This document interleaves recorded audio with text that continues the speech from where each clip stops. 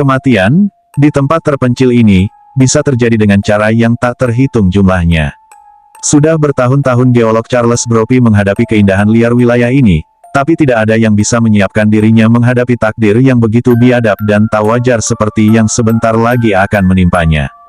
Ketika menarik kereta luncur berisi peralatan penginderaan geologis melintasi tundra, mendadak keempat anjing husky Brophy memperlambat lari mereka dan mendongak ke langit. "Ada apa, anak-anak?" tanya Brophy sambil melangkah turun dari kereta luncur. Di balik kumpulan awan badai, sebuah helikopter kargo bermesin kembar menukik rendah, mengitari puncak-puncak gunung es dengan ketangkasan pesawat militer. Aneh, pikir Brophy, dia belum pernah melihat helikopter sejauh ini di utara. Helikopter itu mendarat 50 meter jauhnya, mencipratkan butiran-butiran salju yang menyakitkan. Anjing-anjing Brophy mendengking, tampak waspada. Ketika pintu helikopter bergeser membuka, dua lelaki turun. Mereka mengenakan pakaian anti cuaca serba putih, membawa senapan, dan berjalan cepat menghampiri Brophy. "Dr. Brophy," tanya salah satunya. Geolog itu tercengang. "Dari mana kalian tahu namaku? Siapa kalian? Harap keluarkan radiomu." "Maaf, lakukan saja." Dengan kebingungan, Brophy mengeluarkan radio dari jaket parkanya. "Kami ingin kau mengirim pesan darurat. Turunkan frekuensi radiomu menjadi 100 kHz. 100 kHz. Brophy benar-benar kebingungan. Tak seorang pun bisa menangkap pesan berfrekuensi serendah itu. Apakah terjadi kecelakaan? Lelaki kedua mengangkat senapan dan menodong kepala Brophy. Tidak ada waktu untuk menjelaskan. "Lakukan saja." Dengan gemetar, Brophy mengatur frekuensi transmisi radionya. Kini lelaki pertama menyerahkan kartu catatan berisikan beberapa baris tulisan yang ditik. "Kirim pesan ini, sekarang." Brophy melihat kartu itu. "Aku tak mengerti. Informasi ini keliru." "Aku tidak." Lelaki itu menekankan senapan kuat-kuat ke pelipis sang geolog. Suara Brophy gemetar ketika mengirim pesan ganjil itu. "Bagus," kata lelaki pertama. "Sekarang masuklah ke dalam helikopter bersama anjing-anjingmu." Di bawah todongan senapan, Brophy mengarahkan anjing-anjingnya yang enggan dan kereta luncurnya menaiki rampa ke dalam area kargo helikopter. Begitu mereka masuk, helikopter itu melayang, berbelok ke barat. "Siapa kalian?" desak Brophy yang berkeringat di dalam jaket parkanya. "Dan apa arti pesan tadi?" Kedua lelaki itu diam saja. Ketika helikopter melayang semakin tinggi, angin menyerbu masuk lewat pintu yang terbuka. Keempat anjing husky Brophy, yang masih terhubung dengan kereta luncur, mendengking ketakutan. "Setidaknya tutup pintunya," desak Brophy. "Kalian tidak melihat anjing-anjingku ketakutan." Kedua lelaki itu tidak menjawab. Ketika mencapai ketinggian 1.200 meter, helikopter itu berbelok tajam di atas serangkaian jurang dan celah es. Mendadak kedua lelaki itu berdiri. Tanpa berkata-kata, mereka mencengkeram kereta luncur bermuatan berat itu dan mendorongnya keluar lewat pintu terbuka. Brophy menyaksikan dengan ngeri ketika anjing-anjingnya berjuang dengan sia-sia untuk melawan tarikan beban yang luar biasa. Dalam sekejap, hewan-hewan itu menghilang, terseret keluar dari helikopter sambil melolong-lolong. Brophy sudah berdiri sambil berteriak ketika kedua lelaki itu mencengkeramnya. Mereka menyeretnya ke pintu. Brophy, yang membeku ketakutan, mengayunkan kepalan tangannya, berupaya menepis tangan-tangan kuat yang mendorongnya keluar. Sia-sia. Beberapa saat kemudian, geolog itu meluncur menuju jurang-jurang di bawah sana. Restoran TOLOS yang berdekatan dengan Capitol Hill membanggakan menu yang tak tepat secara politis, yaitu daging anak sapi dan carpaccio kuda. Ini menjadikannya sebagai tempat populer yang ironis untuk pertemuan penting di kala sarapan bagi para politikus Washington. Pagi ini tulos ramai, dipenuhi keriuhan perangkat makan perak, mesin espresso, dan percakapan ponsel. Sang maitre d' sedang meneguk Bloody Mary secara diam-diam ketika perempuan itu masuk. Dia berbalik sambil menyunggingkan senyum terlatihnya. "Selamat pagi," sapanya. "Ada yang bisa saya bantu?" Perempuan itu menarik, berusia pertengahan 30, mengenakan celana panjang flanel kelabu tersetrika rapi, blus Laura Ashley warna gading, dan sepatu pantofel konservatif warna coklat. Posturnya tegak dengan dagu sedikit terangkat, tidak angkuh, tapi mengesankan kekuatan.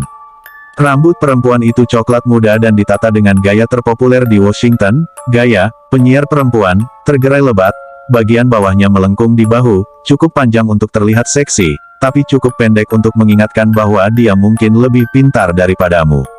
Saya sedikit terlambat, kata perempuan itu dengan nada ramah. Saya ada janji sarapan dengan Senator Sexton. Mendadak saraf sang Maitrede bergelenyar. Senator Sedgwick Sexton. Senator itu pelanggan tetap di sini dan saat ini merupakan salah seorang lelaki paling terkenal di seantero negeri. Minggu lalu, setelah membabat habis ke-12 kandidat presiden dari Partai Republik pada Super Tuesday, Senator Sexton jelas dicalonkan oleh partainya sebagai kandidat presiden Amerika Serikat. Banyak orang percaya bahwa senator itu memiliki peluang besar merebut gedung putih dari presiden yang siap melawannya pada musim gugur mendatang. Belakangan ini wajah Sexton seakan muncul di setiap majalah nasional, dan slogan kampanyenya tertempel di seluruh Amerika, hentikan pemborosan. Mulailah perbaikan. Senator Sexton sudah datang, kata Maitrede.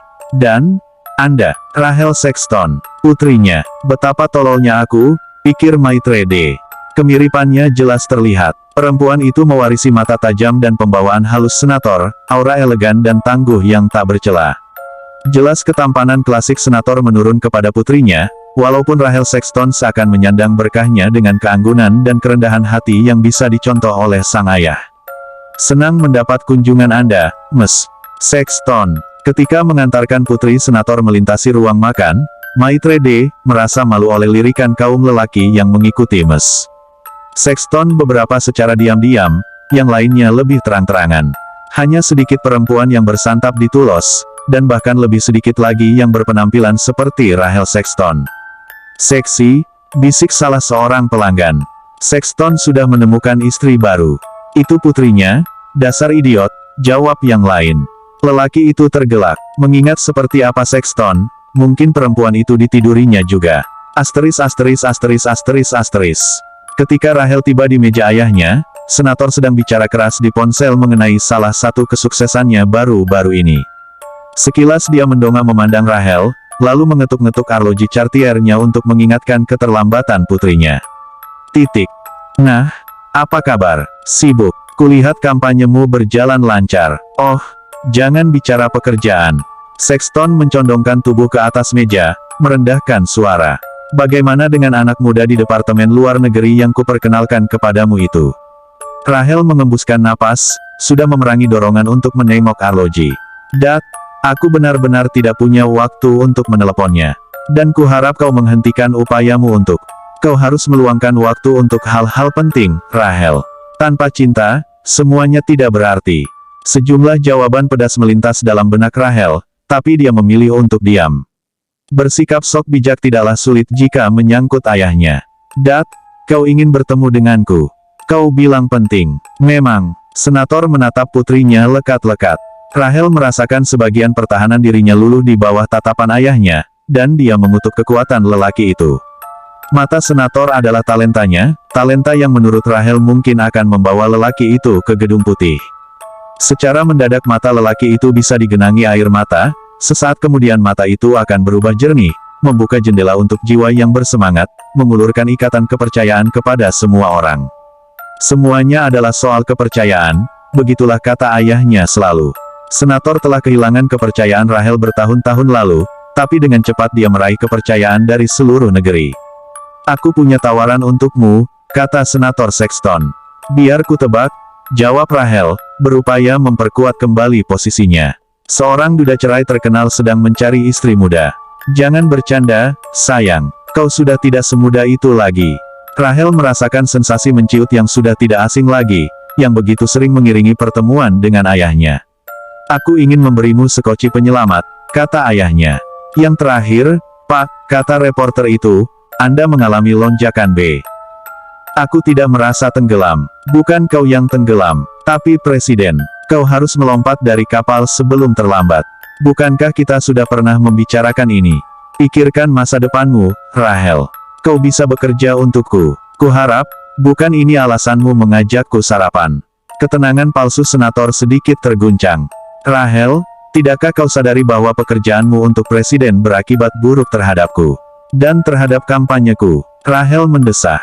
Dia dan ayahnya sudah pernah membicarakan ini. Dat, aku tidak bekerja untuk presiden. Aku bahkan belum pernah bertemu dengan presiden. Demi Tuhan, Aku bekerja di Fairfax. Politik adalah persepsi, Rahel. Kesannya kau bekerja untuk presiden. Rahel mengembuskan napas, berupaya mempertahankan ketenangan. Aku bersusah payah mendapatkan pekerjaan ini, Dad. Aku tidak akan berhenti. Mata senator menyipit. Kau tahu, terkadang sikap egoismu benar-benar. Senator Sexton. Seorang reporter muncul di samping meja. Sikap Sexton langsung melunak. Rahel mengerang dan mengambil sepotong croissant dari keranjang di meja. Ralph Sneden, kata reporter itu. Washington Post. Saya boleh mengajukan beberapa pertanyaan. Senator tersenyum, mengusap mulut dengan serbet. Dengan senang hati, Ralph. Tapi cepatlah. Aku tidak mau kopiku dingin. Reporter itu langsung tertawa basa-basi. Tentu saja, Pak. Dia mengeluarkan perekam mini dan menyalakannya. Senator, iklan kampanye Anda di televisi menyerukan perundang-undangan untuk memastikan kesetaraan gaji bagi perempuan bekerja dan juga pengurangan pajak bagi keluarga muda. Bisakah Anda mengomentari alasan Anda? Tentu saja, aku hanyalah penggemar berat perempuan tangguh dan keluarga tangguh. Rahel bisa dibilang tersedak croissantnya. Dan mengenai keluarga, lanjut reporter itu, Anda bicara banyak mengenai pendidikan. Anda mengusulkan pemangkasan anggaran yang kontroversial besarnya, dalam upaya mengalokasikan lebih banyak dana untuk sekolah-sekolah negeri kita. Aku yakin anak-anak adalah masa depan kita. Rahel tidak percaya ayahnya bisa sebegitu putus asanya hingga mengutip lagu pop. Yang terakhir, Pak, kata reporter itu, Anda mengalami lonjakan besar dalam perolehan suara selama beberapa minggu terakhir ini. Presiden pasti khawatir. Anda punya pendapat mengenai kesuksesan Anda belakangan ini. Kurasa, itu ada hubungannya dengan kepercayaan. Rakyat Amerika mulai melihat bahwa presiden tidak bisa dipercaya untuk membuat keputusan-keputusan berat yang diperlukan bangsa ini. Pengeluaran pemerintah yang tak terkendali membuat utang negara ini semakin hari semakin membengkak, dan rakyat Amerika mulai menyadari bahwa sudah saatnya kita menghentikan pemborosan dan memulai perbaikan. Seakan hendak menghindari retorika ayahnya, penyeranta dalam tas tangan Rahel berbunyi. Biasanya, suara elektronik nyaring itu menjadi gangguan yang tak diundang, tapi kali ini iramanya seakan bersenandung di telinga. Senator melotot marah karena terganggu. Rahel mengeluarkan penyeranta dari tas tangannya dan menekan 5 tombol kunci untuk mengonfirmasi bahwa penyeranta itu sedang dipegang olehnya. Penyeranta itu berhenti bersuara, dan lampu LCD-nya mulai berkedip-kedip. 15 detik lagi Rahel akan menerima pesan teks dari jalur aman. Sneden menyeringai kepada senator. Putri Anda jelas perempuan sibuk. Melegakan melihat kalian berdua masih menyisipkan waktu untuk bersantap bersama dalam jadwal kalian. Seperti yang kubilang, keluarga selalu nomor 1. Sneden mengangguk, lalu tatapannya berubah tajam. Boleh saya bertanya, Pak, bagaimana cara Anda dan putri-putri Anda mengatasi konflik kepentingan? Konflik. Senator Sexton memiringkan kepala dengan ekspresi kebingungan yang polos. Maksudmu konflik apa? Rahel mendongak, meringis melihat tingkah ayahnya. Dia tahu pasti kemana arah pertanyaan ini.